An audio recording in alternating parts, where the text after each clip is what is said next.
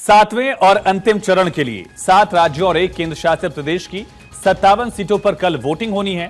इस फेज में प्रधानमंत्री नरेंद्र मोदी, 3 केंद्रीय मंत्री आरके सिंह, रविशंकर प्रसाद जो कि पूर्व मंत्री रहे हैं और साथ ही अनुराग ठाकुर मैदान में हैं, जबकि 4 एक्टर्स कंगना रनौत, रवि किशन, पवन सिंह और काजल निषाद भी चुनावी मैदान में हैं।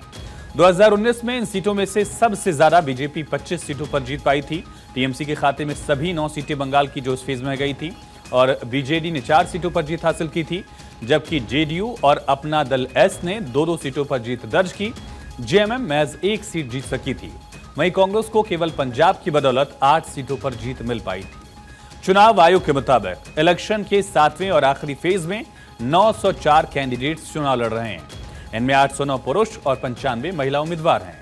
गुजरात में सूरत से बीजेपी उम्मीदवार मुकेश दलाल निर्विरोध चुनाव जीत चुके हैं। 4 जून को अब 543 में से 542 सीटों के नतीजे आएंगे। उससे पहले कल के लिए तैयारियां पूरी हैं। इसी बीच एक बड़ी खबर, कल 7वें चरण के लिए वोटिंग होगी। 8 राज्यों की 57 सीटों पर वोट डाले जाएंगे। सुबह 7 बजे से शाम 6 बजे तक के लिए वोटिंग होगी और 4 जून को आएंगे सभी सीटों के नतीजे। ये बड़ी और अहम खबर, कल आखिरी फेज का मतदान और पंजाब की सभी सीटों पर वोटिंग, उत्तर प्रदेश की 13 सीटें, बंगाल की 9 सीटें, इन तमाम सीटों पर 57 सीटों पर वोटिंग होगी। इसमें एक सीट केंद्र शासित प्रदेश चंडीगढ़ की सीट भी है। 904 उम्मीदवारों की किस्मत दांव पर है और कल चुनावी रण का आखिरी फेज, इसके बाद निगाहें 4 जून पर होंगी।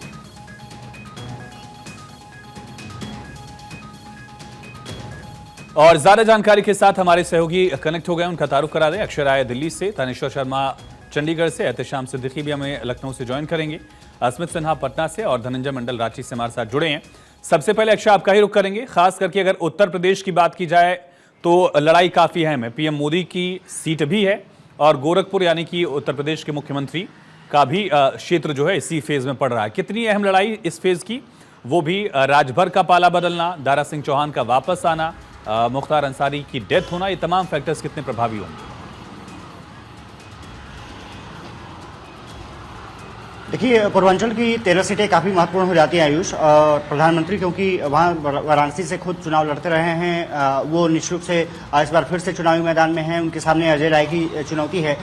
लेकिन जिस तरह से पूर्वांचल में ओबीसी वोटर्स काफ़ी महत्वपूर्ण होते हैं और पूर्वांचल हमेशा से राजनीति को एक नई दिशा देता रहा है।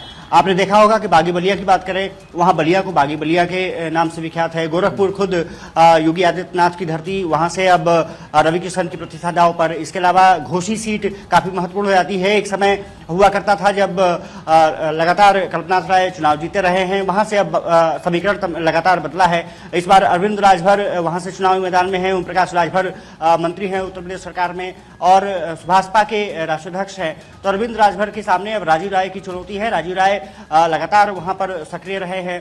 बलिया से नीरज शेखर की चुनौती निश्चित रूप से काफी महत्वपूर्ण हो जाती है। और गाजीपुर का जैसे जिक्र किया आपने, अफजाल अंसारी के सामने पारसनाथ राय बीजेपी की तरफ से उम्मीदवार हैं और निश्चित रूप से अफजाल अंसारी के सामने इस बार थोड़ी सी चुनौती अलग होगी क्योंकि मुख्तार अंसारी इस बार उनके साथ नहीं है। हालांकि पहले भी चुनाव में वो सक्रिय रूप से लगातार एक्टिव नहीं रहे, लेकिन जेल से कहीं ना कहीं प्रभाव वो देखने को मिला है। तो इस बार गाजीपुर की सीट भी काफ़ी चुनौतीपूर्ण हो जाती है। इसके अलावा बांसगांव, सलेमपुर, देवरिया, ये सीटें भी काफ़ी महत्वपूर्ण हो जाती हैं। मिर्जापुर केंद्रीय मंत्री अनुप्रिया पटेल की इस बार प्रतिष्ठा दांव पर है और कह सकते हैं कि इस बार चुनौती उनके लिए भी काफ़ी वहाँ पर चुनौती पेश की जा रही है विपक्षी दलों द्वारा। लेकिन सबसे बड़ी बात यह कि जिस तरह से ओबीसी के साथ लगातार रहे हैं, अनुप्रिया पटेल की बात करें, ओम प्रकाश राजभर की बात करें, संजय निषाद की बात करें, उनका प्रभुत्व कितना देखने को मिलेगा ये देखना दिलचस्प होगा। लेकिन इंडिया गठबंधन की तरफ से अखिलेश यादव ने लगातार चुनावी रैली किया है और राहुल गांधी भी प्रधानमंत्री के संसदीय क्षेत्र पहुंचे थे प्रचार करने इंडिया गठबंधन का। तो साफ तौर पर है कि इस बार पूर्वांचल की राजनीति कहीं ना कहीं काफी महत्वपूर्ण है। बसपा किस तरह से चुनौती पेश कर पाएगी, क्योंकि 2 सीटें बसपा ने गाजीपुर और घोसी की सीट जीती थी, लेकिन इंडिया गठबंधन इस बार वहां पर बेहतर प्रदर्शन करते हुए दिख सकता है। देखना दिलचस्प होगा कि किस तरह से सियासी समीकरण वहां पर बनता हुआ दिखता है। ठीक है थानेश्वर, अगर पंजाब की बात की जाए और चंडीगढ़ की सीट के साथ साथ हिमाचल की बात की जाए तो इन दोनों राज्यों में और केंद्र शासित प्रदेशों में केंद्र शासित प्रदेश चंडीगढ़ में भी एक सीट पर वोटिंग है। क्या लड़ाई पंजाब की खास करके अलग अलग मोर्चे दिख रहे हैं, अकाली दल अलग, कांग्रेस अलग, आम आदमी पार्टी अलग और बीजेपी भी इसमें किस्मत आजमाती हुई, क्या समीकरण पंजाब के?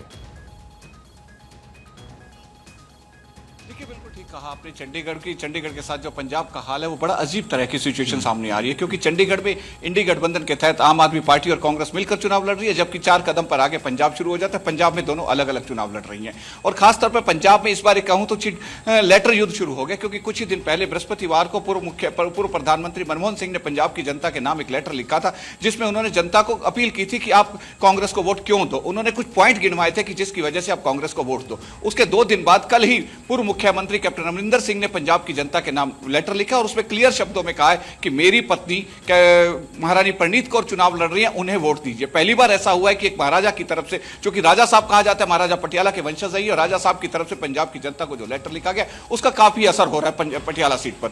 और दूसरी तरफ जो आम आदमी पार्टी है वो हाल ही में, चूंकि पंजाब में सत्ता में है, वो पंजाब में हाल ही में जो उसने कार्य करवाए हैं, चाहे वो लोगों को रोजगार देने का मामला है, चाहे बिजली 300 यूनिट बिजली फ्री देने का मामला है, पानी फ्री देने का मामला है, मोहल्ला क्लिनिक है, और भी स्कूलों में जो उन्होंने एमएनएस स्कूल खोले, उन सब मुद्दों को लेकर जनता के बीच में जा रही है और कह रही है कि हमने जिस तरीके से काम करवाए, पंजाब का विकास करवाया, आगे इंडी गठबंधन की सरकार आ जाएगी तो हम पूरे देश में इस तरह के विकास करवाएंगे। जबकि बीजेपी जो है वो प्रधानमंत्री नरेंद्र मोदी द्वारा जो हाल ही में करवाए गए विकास कार्य, जो विश्व के मानचित्र पर पंजाब को एक अलग तरीके से चमकाया गया, पूरे देश को अलग तरीके से चमकाया गया, उसका जिक्र करके जनता से वोट मांगने की अपील कर रही है। खासतौर से इजराइल में जिस तरीके से हमारे स्टूडेंट फंस गए थे, उनको प्रधानमंत्री ने किस तरीके से बाहर निकलवाया, पंजाब के जो विदेश चले जाते हैं वहां उनके साथ कुछ अप्रिय घटना हो जाती है तो उनको किस तरीके से प्रधानमंत्री नरेंद्र मोदी ने न्याय दिलवाया, इन सब बातों को आगे रख के पंजाब बीजेपी कहीं ना कहीं चुनाव लड़ रही है। और पहली बार इतिहास में ऐसा हो रहा है कि पंजाब में बीजेपी अकेले चुनाव लड़ रही है, नहीं तो अकाली गठबंधन के साथ चुनाव लड़ती रही है, अकेले चुनाव लड़ रही है। और इन्होंने प्रचार काफी पहले शुरू कर दिया था और आम आदमी पार्टी और कांग्रेस के कई वरिष्ठ नेता जो बीजेपी ज्वाइन कर चुके थे, उसका भी बीजेपी को कहीं ना कहीं फायदा होता नजर आ रहा है। इस बार बीजेपी ने जिस तरीके से प्रचार किया और जो स्टार प्रचारक आए हैं, चाहे उसमें प्रधानमंत्री नरेंद्र मोदी हो, जेपी नड्डा हो, योगी आदित्यनाथ हो, या और भी जितने बड़े बड़े स्टार प्रचारक आए, उनका भी पंजाब की जनता पर बहुत असर पड़ा है। क्योंकि पंजाब में जो पूर्वांचल के वोटर, पूर्वांचल के निवासी हैं, वो बहुत ज्यादा रहते हैं, चाहे गोरखपुर से आए हुए हों, चाहे बिहार से आए हों, क्योंकि वहां मजदूरी करने के लिए आते हैं। उनके भी वोट बैंक काफी है। अगर मैं कहूं कि लुधियाना और जालंधर में ये वोट बैंक बहुत ज्यादा है तो कोई अतिशयोक्ति नहीं होगी। तो जो बाहर से आए हुए हैं उनको लुभाने के लिए जिस तरीके से बीजेपी ने इस बार जो स्ट्रेटेजी बनाई है, कहीं ना कहीं बीजेपी को उसका फायदा होता नजर आ रहा है। और दूसरी तरफ चंडीगढ़ की बात है, चंडीगढ़ में पहली बार बीजेपी ने अपना कोई लोकल नेता को टिकट दी गई। आज तक जो भी बीजेपी से नेता आते थे वो पैराशूट नेता आते थे। पहली बार जो संजय टंडन को दी गई है वो यहाँ के स्थानीय निवासी हैं। शुरू से बीजेपी के नेताओं की मांग थी कि स्थानीय निवासी को टिकट दी जाए, इसीलिए संजय टंडन को बहुत ज्यादा फायदा मिल रहा है। जबकि कांग्रेस के जो मनीष तिवारी है उसे पैराशूट नेता कहा जा रहा है, जबकि मनीष तिवारी कह रहे हैं कि मेरी एजुकेशन चंडीगढ़ की, और भी 100 तरह की बातें कर रहे हैं। लेकिन चंडीगढ़ की जनता कहीं ना कहीं मनीष तिवारी को उस तरीके एक्सेप्ट नहीं कर रही है जिस तरीके की वो संजय टंडन को एक्सेप्ट कर रही है। दूसरी तरफ अगर मैं हिमाचल की बात करूं तो हिमाचल बिगाड़िया बना रही है, इस पर भी बात करेंगे। जिस तरीके से थानेश्वर आपसे एक चर्चा का विषय रहा वो डिस्कशन भी जो मनीष तिवारी और बीएसपी उम्मीदवार में हुआ, लेकिन अस्मित आपसे समझना चाहेंगे कि बिहार की 8 सीटें, चाहे काराखट की बात की जाए, पाटलिपुत्र है, पटना साहिब है, इसमें क्या असर देखा जा रहा है, किन मुद्दों का असर? और कई बड़े दिग्गज हैं, चाहे वो रविशंकर प्रसाद हो, पवन सिंह का नाम भी लगातार चर्चा में है। अस्मित। बिल्कुल आयुष, देखिए बिहार के 8 लोकसभा सीटों पर 7वें चरण का कल मतदान होगा और ये सभी सीटों पर इस समय फिलहाल बीजेपी का कब्जा रहा है। सभी सीट बीजेपी ने जीती थी। हम आपको 2019 की बात बताएं तो देखिए उस समय जब चुनाव हुए थे तो 5 सीटें बीजेपी के खाते में गई थी और 3 सीटें जो है वो जेडीयू अपने खाते में ले गई थी। महागठबंधन एक भी सीट जीता नहीं था। लेकिन इस बार कास्ट का फैक्टर बहुत मैटर इस बार करने वाला है, वो बड़ा फैक्टर काम करने वाला है इस बार 8 लोकसभा क्षेत्रों में, क्योंकि इन क्षेत्रों में जिस तरह से चुनाव प्रचार हुए, हम आपको पाटलिपुत्र लेके चलते हैं। पाटलिपुत्र में फिर से एक बार रामकृपाल यादव, वहां के वर्तमान सांसद, फिर से चुनावी मैदान में है और उनके सामने लालू प्रसाद यादव की बड़ी बेटी मीसा भारती चुनावी मैदान में है।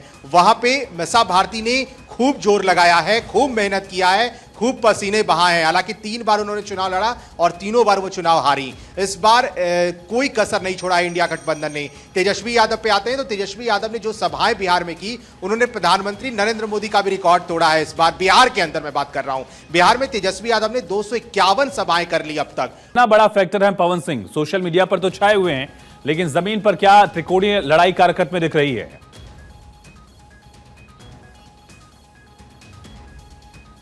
सीट इस बार के 7वें चरण का सबसे हॉट सीट माना जा रहा है आयुष, और वहां पर उपेंद्र कुशवाहा को एक बार फिर से एनडीए ने अपना उम्मीदवार बनाया है, तो वहीं माले की तरफ से राजा राम वहां उम्मीदवार हैं। लेकिन इन दोनों की टेंशन अब बढ़ी हुई है क्योंकि पवन सिंह वहां से निर्दलीय चुनावी मैदान में हैं, और पवन सिंह को लेकर के जो चुनाव प्रचार किए गए, भोजपुरी जगत के सभी सुपरस्टार वहां पहुंचे थे और पवन सिंह के लिए वोट मांगा था। पवन सिंह क्योंकि निर्दलीय चुनावी मैदान में है, तो वहां पे राजपूत वोटर जो हैं वो पवन सिंह के साथ खड़े दिख रहे हैं। हालांकि वहां की ग्राउंड रियलिटी एक ये भी है जो पवन सिंह को थोड़ा सा पीछे लेके जाता है इस चुनाव में, वो ये है कि देखिए पवन सिंह का बहुत फैन फॉलोइंग है बिहार में, और हमने देखा है जहां जहां पवन सिंह गए हैं वहां पर लाखों की संख्या में भीड़ जुटी है। लेकिन एक सबसे बड़ा फैक्टर यह है कि वो भीड़ जो है 17 साल और 18 साल से कम लोगों की है, यानी कि ऐसे युवा वहां पर जा रहे हैं जो इस बार वोट नहीं करने वाले हैं। तो एक ये भी वहां पे फैक्टर है जो इस बार काम करेगा पवन सिंह को लेकर के। हो सकता है पवन सिंह को वो वोट ना करे, लेकिन उनको देखने के लिए, उनके साथ सेल्फी लेने के लिए, उनका ऑटोग्राफ लेने के लिए बहुत भीड़ हो रही है। बिल्कुल एक अहम फैक्टर है, और इसी तरह से वोटर्स खड़े हैं। अब कई और जगहों पर भी तस्वीरें सामने आ रही जहां इस तरह से स्टार्स चुनावी मैदान में।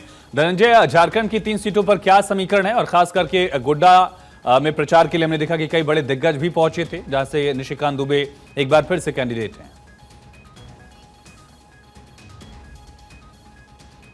निशिकांत दुबे की अगर बात की जाए तो वो नेशनल ब्रांड नेता के तौर पे जाने जाते हैं। हमेशा मुखर तौर पे संसद में बोलते हैं, और संसद में इस तरह से मामले को उजागर किया जिसका टीएमसी के जो सांसद थी महुआ मोइत्रा की भी सदस्यता चली गई थी। और जो निशिकांत दुबे का जो टक्कर है वहाँ के कांग्रेस के प्रदीप यादव के साथ दिए जा रहे हैं। और गोड्डा, इस तीनों संथाल परगना में गोड्डा सबसे ज़्यादा हॉट सीट बना हुआ, क्योंकि निशिकांत दुबे 3 बार के सांसद हैं, चौथी बार वो मैदान में है, और उनको कांग्रेस के जो नेता विधायक हैं प्रदीप यादव टक्कर दे रहे हैं। निशिकांत दुबे के प्रचार में अगर बात करें तो बड़े बड़े दिग्गज नेता, चाहे जेपी नड्डा की बात करें, अमित शाह की बात करें, प्रधानमंत्री मोदी के वहाँ पे सभाएं हुई, साथ साथ कई भोजपुरी स्टार हुए, वहाँ रोड शो किए ताकि उनके वोट मांगे जाए। निशिकांत दुबे ने एक्स पे पोस्ट करते उन्होंने कहा कि 9 लाख से ज़्यादा वोटों से हम वहाँ पे वोट लाएंगे। दूसरी सीट अगर बात करें तो देखिए दूसरी हॉट सीट है दुमका लोकसभा सीट। दुमका संथाल का गढ़ कहा जाता है, उपराजधानी है झारखंड की, और वहां पे सीता सोरेन बीजेपी के उम्मीदवार है। उनके सामने में 35 साल से जो लगातार विधायक है नलिन सोरेन जेएमएम के विधायक है, उनकी टक्कर है। दुमका सीट पिछले अगर बात करें तो कई दशक से, 3 दशक से वहां पे जेएमएम का गढ़ रहा है, शिबू सोरेन वहां पे रहे हैं, लेकिन उस गढ़ को बीजेपी के सांसद ने ही ढहा था। और इस बार सीता सोरेन की साख लगी हुई, बीजेपी की नाक का साख वहां पर बना हुआ कि उस सीट को फिर से बचाना है। और तीसरी सीट जो वहां पे लगातार 2 बार जेएमएम के कैंडिडेट विजय हांसदा जीतते आए हुए राजमहल सीट से, वो बीजेपी चाहती है कि वो बैक करे। बीजेपी इसलिए चाहती है राजमहल साहिबगंज की सीट कि वहां पे जो बांग्लादेशी घुसपैठ, जो 35% बीजेपी जो कहती है 35% जो मुसलमान की वहां पे आबादी बढ़ी है और 11% हिंदुओं की आबादी वहां कम हुई है। तो सबसे बड़ा जो मुद्दा है, जो बांग्लादेश के बॉर्डर वहां पे सटता है साहिबगंज और पाकुड़ एरिया में, तो वो सबसे बड़ा मुद्दा और चाहती है वो सीट जीते। और भ्रष्टाचार का मुद्दा बहुत ज्यादा हावी रहा है वहां पे। बांग्लादेशी भ्रष्टाचार, हेमंत सोरेन पे जिस तरह से आरोप लगे, जमीन लूट का आरोप लगे, उसके कैबिनेट के मंत्री जेल गए टेंडर घोटाले मामले में, तो इन तमाम मुद्दे को लेके वहां पे बीजेपी ने कोई कसर नहीं छोड़ी, चाहती है तीनों सीटें संथाल की वो जीते, और जो पिछले की जो रणनीति के साथ वो चुनाव जीते थे उसी तरह से वापस वो वहां पे सीटों तीनों सीटें बरकरार रखे। हालांकि अब देखने वाली बात होगी 4 तारीख को क्या नतीजे। बिल्कुल बिल्कुल, ये सबकी निगाहें इसी पर है 4 तारीख पर। और वहां से जो धनंजय लौटते हैं आपके पास। एहतेशाम, सवाल किन किन मुद्दों का फैक्टर पूर्वांचल के इस आखिरी रण में दिखने वाला है, और अनुप्रिया पटेल की पार्टी में जो 2 फाड़ हुआ कुछ सीटों पर, उसका असर विधानसभा चुनाव में दिखा था। शायद पहला लोकसभा चुनाव भी होगा जब 2 अलग अलग मोर्चे दिख रहे हैं, परिवार में भी और पार्टी में भी। इसका असर कितना पड़ने वाला है? मुख्तार का क्या कोई सिंपैथी वेव घोसी वाले क्षेत्र में दिख पा रही है? विधानसभा में भी बीजेपी को इस फेज में काफी चैलेंजेस देखने पड़े थे, क्या समीकरण इस बार दिख रहे हैं लास्ट फेज में? देखिए, उत्तर प्रदेश के अगर पूर्वांचल की बात करें तो यहाँ पे सियासी समीकरण बिल्कुल अलग है, क्योंकि भारतीय जनता पार्टी कहीं न कहीं कमजोर पड़ती है पूर्वांचल में, और ऐसे में वो अपने 3 सहयोगियों के साथ चुनाव लड़ रही है। अनुप्रिया पटेल को साथ लेकर चल रही है, ओम प्रकाश राजभर को लेकर चल रही है, वही निषाद समाज को भी अपने साथ लेकर चल रही। तो वहीं उसके तीनों सहयोगी जो उसके मंत्रिमंडल में शामिल है, कहीं न कहीं उनका इम्तहान है। वहीं इंडिया गठबंधन का भी एक महत्वपूर्ण इम्तहान है, और इस आखिरी चरण में देश के प्रधानमंत्री नरेंद्र मोदी खुद वाराणसी से चुनाव लड़ रहे हैं। और ऐसे में कहीं न कहीं वाराणसी से चुनाव लड़ने का मतलब कि आसपास की सीटों पर उसका असर जाएगा। लेकिन सवाल अगर हम गाजीपुर और घोसी की बात करें तो गाजीपुर घोसी पे कहीं न कहीं अंसारी बंधुओं का दबदबा रहा है और मुख्तार अंसारी की मौत के बाद कहीं न कहीं सिंपैथी की सुई जरूर घूमेगी। क्योंकि अगर हम गाजीपुर की बात करें तो गाजीपुर में पहले भी अफजाल अंसारी चुनाव जीते थे, लेकिन फर्क ये था कि वो बसपा के टिकट पर चुनाव जीते थे। और वहीं अगर हम बात करें घोसी तो घोसी भी बसपा ने सीट जीती थी। इन दोनों सीटों पर बसपा हावी हुई थी, लेकिन बदलते हुए समीकरण के बाद अफजाल अंसारी ने समाजवादी पार्टी का दामन थाम लिया। पूर्वांचल में कई ऐसी सीटें हैं जहां पर सीधी तौर पर बहुत ही कड़ी टक्कर देखने को मिल रही है और जहां पे वो हार जीत का जो मादा रहेगा वो बेहद कम रहेगा, क्योंकि दो चाहे भारतीय जनता पार्टी हो या इंडिया गठबंधन हो, दोनों ने जमकर पसीना बहाया है, दोनों के नेताओं ने जमकर रैलियां किया है, फैसला जनता को करना है। और कहीं न कहीं जो तापमान है, अगर हम बात करें पूरे यूपी का तापमान, तो इस वक्त यूपी में आग उगल रही है और ऐसे में जो शहरी इलाकों का वोटर है उसका निकलना बेहद मुश्किल होगा। ग्रामीण इलाकों के वोटरों पर सब कुछ डिपेंड है और ऐसे में प्रशासन पूरी कोशिश कर रहा है कि जो वोट ऑफ परसेंटेज है उसको 60% से क्रॉस कराया जाए। लेकिन जिस तरह से तापमान 45, 46, 47 पहुंच रहा है, कहीं न कहीं वोटिंग परसेंटेज पर इसका असर डालेगा। आज तमाम पोलिंग पार्टियां रवाना हो गई हैं, लेकिन सोनभद्र और कई जिलों से ऐसी खबरें आई हैं कि आधा दर्जन से ज्यादा पोलिंग पार्टियां बेहोश हो गई, उनको हॉस्पिटल में एडमिट कराया गया। इस बात से आप समझ सकते हैं कि तापमान में लगातार वृद्धि हो रही है और अलर्ट जारी हो चुका है और ऐसे में पोलिंग हो रही है तो कहीं न कहीं वोट ऑफ परसेंटेज पर भी असर पड़ेगा।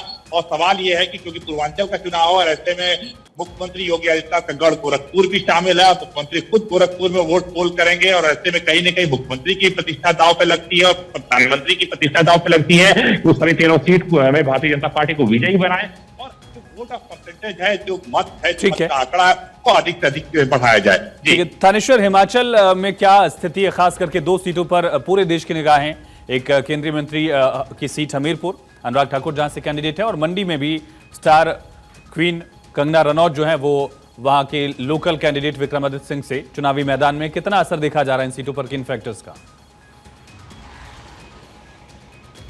देखिए, इन दोनों ही सीटों पर मुकाबला बहुत कड़ा बना हुआ है क्योंकि विक्रमादित्य परिवार का पिछले 6 प्लान से लगातार कब्जा है उस सीट पर। और इस बार जिस तरीके से कंगना रनौत को टिकट दी गई, उसके बाद प्रधानमंत्री नरेंद्र मोदी ने स्वयं आकर उसके लिए वोटों की अपील की, तो कहीं ना कहीं कंगना रनौत के पक्ष में वोटर आने की उम्मीद थोड़ा लगा है, झुकाव लगा है। लेकिन मुकाबला बहुत कड़ा बना हुआ है, कुछ भी हो सकता है अभी ये, क्योंकि वहां का वोटर जो बहुत साइलेंट वोटर है, इस बार कुछ भी बोलने को तैयार नहीं है। कैमरे के सामने कुछ बोलते हैं, पीठ पीछे कुछ बोलते हैं, उसके एकदम कहा जाए कि नेक टू नेक फाइट बनी हुई है कंगना रनौत की सीट पर, तो कोई अतिशयोक्ति नहीं होगी। दूसरी तरफ अगर मैं हमीरपुर की बात करूं तो हमीरपुर में जिस तरीके से मुख्य केंद्रीय मंत्री अनुराग ठाकुर ने एक के बाद एक विकास कार्य करवाए हैं, इंडिया का सबसे बड़ा जो स्टेडियम है वो वहां पर बनाया गया, उन्होंने अपने जो विकास कार्य करवाए हिमाचल में, उन विकास कार्यों की दुहाई देकर वो जनता से वोट मांगने की अपील कर रहे हैं। वो एक स्टार प्रचारक की तरह, वो हमीरपुर से तो कैंडिडेट है ही है, उसके साथ साथ पूरे हिमाचल के अंदर स्टार प्रचारक की तरह वो लोगों से वोट मांगने की भारतीय जनता पार्टी के पक्ष में वोट करने की अपील कर रहे हैं। चंडीगढ़ में भी आके उन्होंने हिमाचल सम्मान रैली की थी,